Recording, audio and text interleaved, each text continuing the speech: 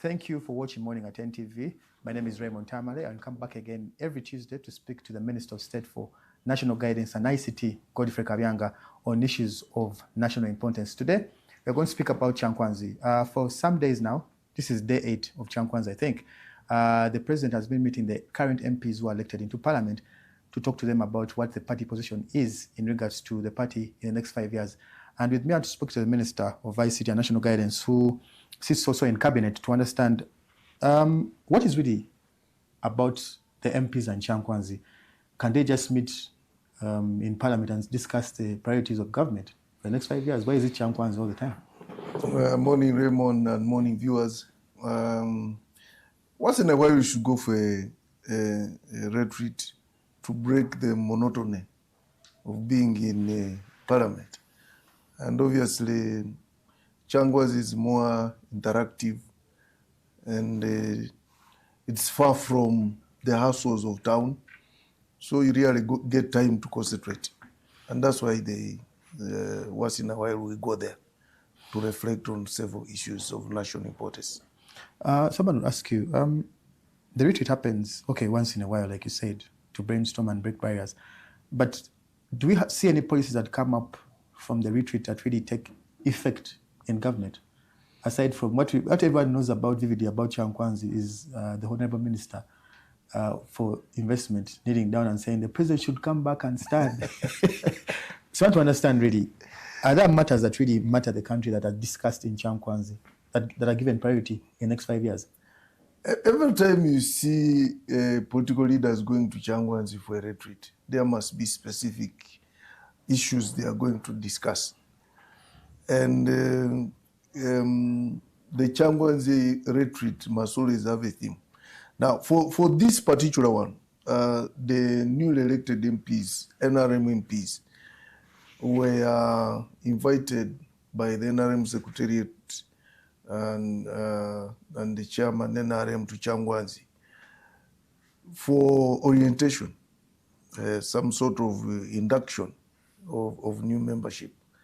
And there are several topics which were lined up for discussion and which have been discussed. Most importantly, they were going to take them through the NRM manifesto and the national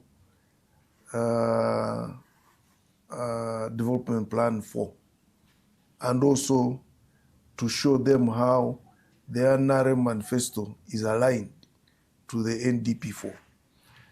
And they were also they have also taken them through what they expect in Parliament and also what is expected of them. And so there are so many topics which have come up, including how to handle media. All those are topics which have really which have been presented to those MPs.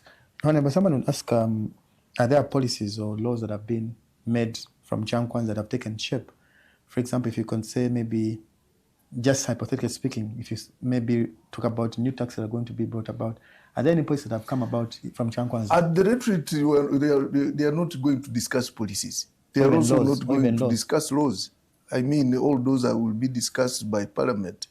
They will be discussed in Parliament. But they are preparing the MPs on what they expect to do in Parliament, and the President is also trying to take them through the Vision 2040, and where he thinks, where he wants to take the country.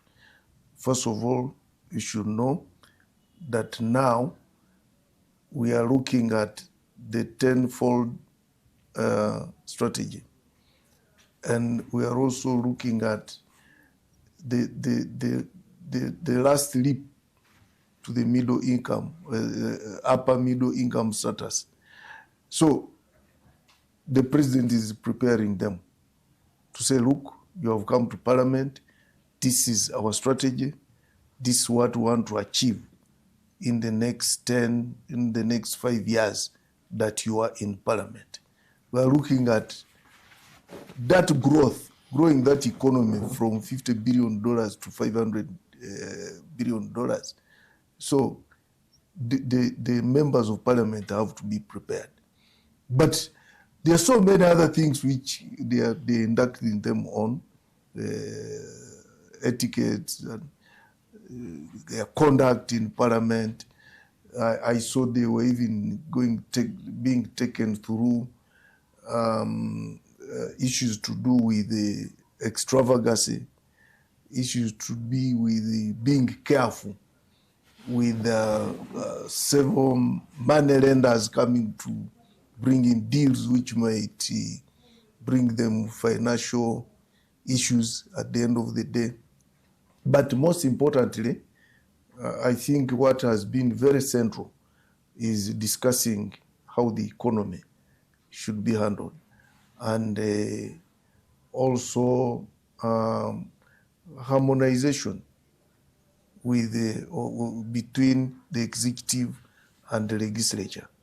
Thank you, Minister. Speaking about that, this morning, when I was going through what has been happening in Kyankwanzi, I saw a tweet by the Deputy Speaker that they were urged by the President to be able to understand the constituencies they represent. In this, the President urged them to understand the households in their areas, to understand how the families are doing in regards, like you said, the economy, are they accessing PDM? And I want to understand from you as a Honorable Minister, you're one who has been on the ground for some time, you visit different constituencies. In this case, I'm looking at Kasese. Is it feasible for you to understand your constituency very well? Because you understand that every 5 years you go back to the constituency to seek the vote again, and you're competing with other people from other political parties. Is this feasible for you to go back to the constituency every day, understand your households, and also understand their needs, and then you can present them in Parliament? Actually, before you even come to Parliament, you must have understood your constituency very well. When you were campaigning, you went through the constituency, parish by parish, village by village. You were born there, so you should understand your constituency very, very well. And that's why Parliament always goes for recess, that from time to time you should go back to the constituency. First of all, tell them what is taking place in Parliament, and also consult them on several issues that we are discussing in Parliament. So, and there's no way you can come and appropriate funds for several sectors if you don't understand your constituency very well, if you don't understand the country very well. So I think what the president is saying, look, and you know the major focus of the president right now is wealth creation, because he feels Uganda should take a leap to upper middle income status. And the only way we can do that is to empower the people, to ensure all the population is joins the money economy. And that has been his preoccupation. So that's why he's saying, look, go and understand your constituencies very well. That's the only way you can plan for the people. You can't plan for people who you don't understand. You cannot plan to upgrade infrastructure if you don't understand the infrastructure in your own constituency. And I think that's what is advising them. Someone out there would disagree with you and say that the problem about understanding your constituency is brought about the fact that there are very many MPs that represent Uganda. If you tone down the number and have maybe a few MPs in Parliament, like 100, than what you have right now, 300 plus, don't you think it will be better for service delivery? It may not be better for service delivery, but I think it can only reduce on administration expenditure on what? Administration. And probably that money can be relocated to other. But I think the purpose of having several constituencies is to create a voice for the people. And I think it is working. Because you may also have a very huge constituency, and you meet that one person cannot talk for all those people. So the only thing a smaller parliament can do is to reduce on administrative expenses. That's what it can do. And if that money can be relocated to production, then probably it can work that way. However, I think representation in parliament, even when the parliament is huge, the population is also increasing, and therefore the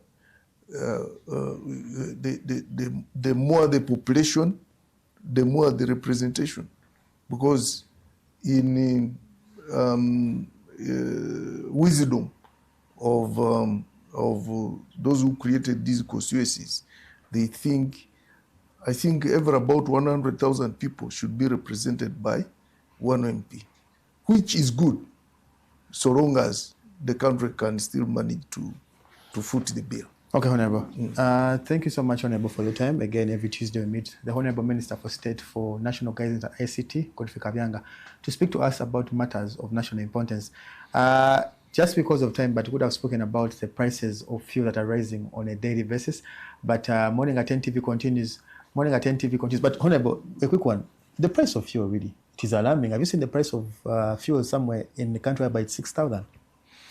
Yeah, just as I've been telling you, the cost of fuel is controlled by the market prices of fuel, because we don't produce fuel here.